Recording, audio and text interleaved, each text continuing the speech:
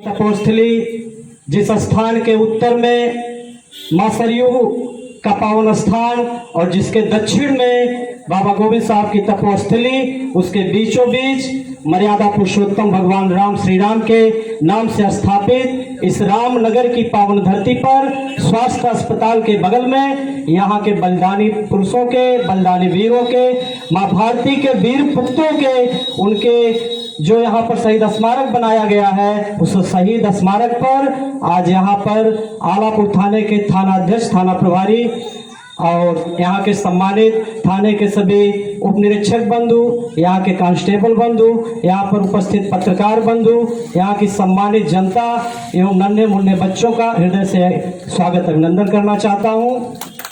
मित्रों, काकोरी कांड की आज बरसी है और काकोरी कांड जो हुआ था, भारत माता पराधीन थी, देश पराधीनता की जंजीरों में जकड़ा हुआ था और उस समय चंद्रशेखर आजाद जी के नेतृत्व में एक समिति का गठन होता है और तमाम यहाँ के क्रांतिकारियों के ऊपर तमाम तरीके की यातनाएं ब्रिटिश हुकूमत से दी गई।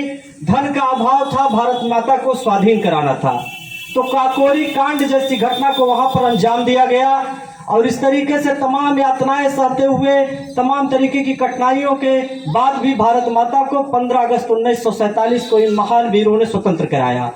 मित्रों, एक छोटी सी घटना याद आती है।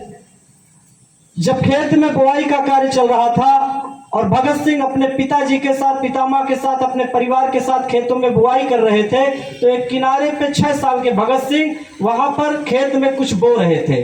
उनको कुछ देर देखने के बाद उनके पिताजी जब पास में पहुंचते हैं तो उन्होंने पूछा कि भगत ये क्या कर रहे हो? तो उन्होंने कहा कि बंदूकें बो रहा हूं। एक नन्हा मुन्ना बच्चा छोटी छोटी लकड़ी उस मातृभूमि में, अपनी मिट्टी में, भारत माता की मिट्टी में बो के, उनके मन में विचार था कि मैं आज बंदूकें बोऊंगा, कल को पेड़ लगेंगे, इस पे वृक्ष लगेंगे, फलेंगे तो बंदूकें उगेंगी और जब बंदूकें उगेंगी तो हम भारत माता को आजाद कराने के लिए हम ब्रिटिश हुकूमत से, अंग्रेजों से, उनसे लड़ाई करेंगे और भारत माता को पराधीनता की जंजीर से स्वतंत्र कराकर और खुली हवा में पूरा भारतवर्ष सांस लेगा। मित्रों, पार्टी का कार्यालय, इन लोगों का संगठन का कार्यालय बना हुआ था और 6 फुट की लंबाई के भगत सिंह और उनके साथ में एक छोटे कद का नौजवान राजगुरु थोड़ा सा सही तरीके से हिंदी भी नहीं बोल पाते थे, इंग्लिश की बात ही छोड़ दीजिए। तो वहां पे सब लोग एक साथ खड़े हुए तो राजगुरु एक लड़के का चित्र लाके वहां पे लगा देते हैं। तो पंडित चंद्रशेखर आजाद जी आते हैं तो क्रोध में बोलते हैं कि यह चित्र किसने लगाया? तो राजगुरु ने कहा कि इससे आपको कोई दिक्कत है? तो उन्होंने कहा मैं पूछ रहा हूं चित्र किसने लगाया? तो उन्होंने कहा मैंने लगाया। कहने कि इस चित्र को आपने क्यों लगाया? हमारा उद्देश्य, हमारा संघर्ष भारत माता की आजादी के लिए है और इस तरीके के बहकावे में आकर आप लड़कियों का चित्र लगाएंगे, बताइए क्या होगा? तो उन्होंने कहा कि पंडित जी एक बात बताइए, जिस आजादी के लिए हम लोग निकले हैं, जिस आजादी की कल्पना पाले हुए हैं, जो आजादी हम चाहते हैं कि भारत माता जब देश आजाद होगा तो कैसी होगी? क्या खूबसूरत आजादी की परिकल्पना है या बदसूरत आजादी की? तो मैंने एक खूबसूरती का फोटो लगाया है, ना कि मैंने और कुछ यहाँ पर प्रदर्शित किया है। तो मैं चाहता हूं कि जब हमारी आजादी हो, भारत माँ स्वतंत्र हो, तो खूबसूरत हो, दुल्हन की तरह हो, पूरा देश जगमग हो, दीपावली सा माहौल हो। कुछ ऐसी आजादी की कल्पना थी उनकी। बंधुओं, लगभग हजारों वर्ष भारत देश गुलाम रहा। तमाम विदेशी आक्रमणकारी आए, मुगल आए, महमूद गजनवी आया, औरंगजेब आए, तमाम लोग आए और लगातार पीढ़ियों पे पीढ़ियां खपती हुई चली गई। गुरु तेग बहादुर सिंह, गुरु गोविंद सिंह, उनके चारों बच्चों को इस तरीके से लगातार 3-3 पीढ़ियां खपती गई।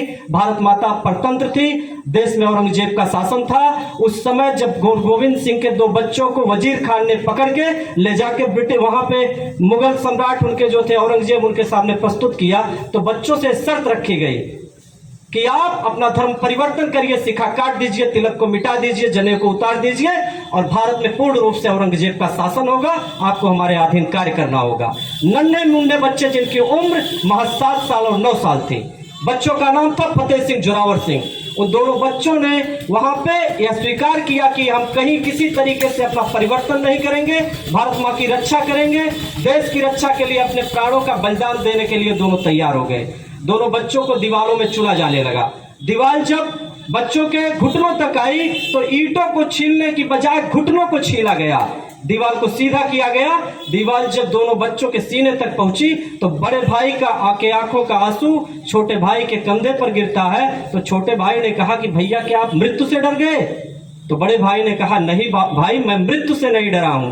कहे कि फिर रोना क्यों आ रहा है? तो उसने कहा कि रोना इस बात का आ रहा है कि मैं दुनिया में पहले आया हूं और तुम मेरे बाद आए हो। यह दीवार आज तुम्हें पहले पार करेगी, फिर मुझे पार करेगी। आज तुम्हारी मृत्यु पहले होगी, मेरी मृत्यु बाद में होगी।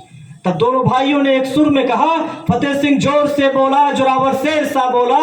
फतेह सिंह जोर से बोला, जोरावर शेर सा बोला, रखो ईंटे भरो गारे, चुनो दीवार हत्यारे। आहती सांस बोलेगी, हमारी आस बोलेगी, पिता दशमेश की जय हो, हमारे देश की जय हो, पिता दशमेश की जय हो, हमारे देश की जय हो। मित्रों, अक्सर तमाम अथक निरंतर संघर्षों से कुछ घाव हरे भर जाते हैं, रक्त रंजित तलवारों से इतिहास रचे जाते हैं। माँ का आंचल हरा भरा, माँ का आंचल हरा भरा गौरवशाली तभी बनता है जब पुत्रों के बलिदानों से माँ की जय जयकार किए जाते हैं। अरे कोई जाकर कह दो गद्दारों से, कोई जाकर कह दो गद्दारों से, अब उनकी दाल न गलने देंगे। यहाँ हर एक खेत बगीचे में भगत सिंह बंदूक उगाते हैं। यह नई सदी का भारत है, सबसे आगे बढ़ जाएगा।